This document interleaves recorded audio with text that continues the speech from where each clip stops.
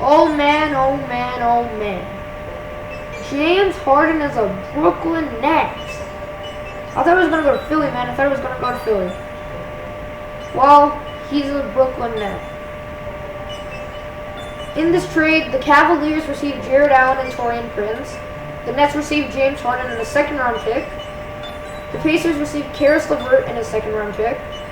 The Rockets received Donta Exum, Radiance Karooks, I don't know how to say his name, Victor Oladipo for 4 first-round picks, 4 first-round pick swaps, and yeah, that's insane. Today I'm going to break down who won and who lost this trade. I think the biggest losers of this trade is the Indiana Pacers. Yes, they got Caris Levert, who's a great player. I think he's one of the best, probably bench players in the NBA. If he was a bench player, I think he would be a really great sixth man. But I don't know if that's enough for whatever and everything that happened in this trade. I think they definitely got the least amount of trade value. And yes, Caris Levert's a great player, and of course they got the second round pick.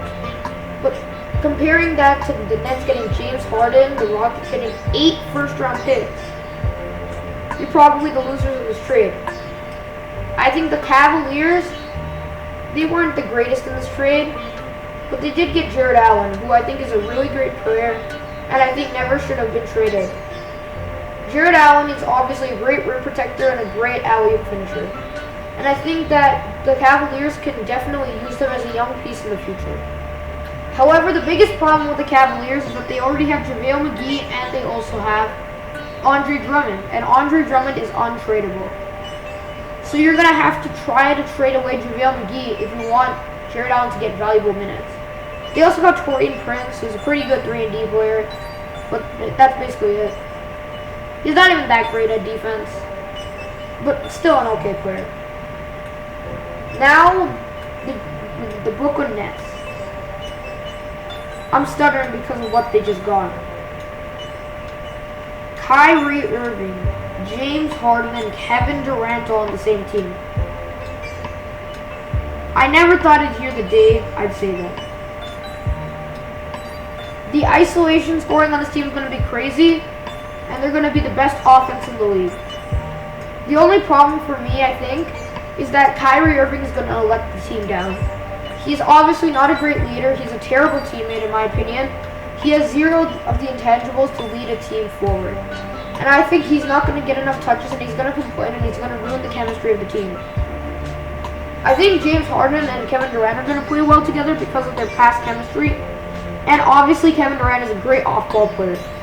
But Kyrie Irving is going to be that one piece who needs to be good in order for the whole team to be good.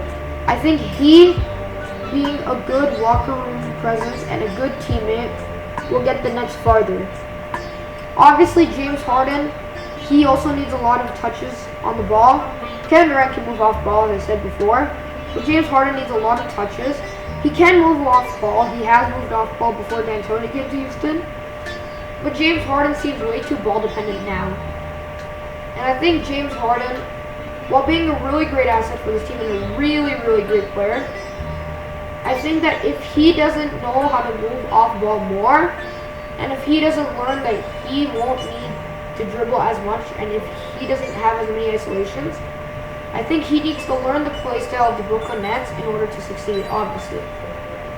And the biggest problem with the Brooklyn Nets is that Kyrie, KD, and James Harden, they can all leave in like 2023. So like the other 3 picks they gave to Houston, if they're lottery picks, they can mess up the Nets all over again like they did in 2013. Brooklyn gave up 8 picks. 8. The Rockets got 8 picks. Sorry, Brooklyn gave up 7. The Rockets got 8 picks, so that's why I have them as the winner of this trade. They won with a highway robbery, in my opinion. And I know that is probably an unpopular opinion, but I think the Nets maybe have lost that trade. I think the Rockets have definitely won that trade. No, just because I'm a Rockets fan, I don't mean this is a biased thing. 8 picks, 8 first-round picks, 8.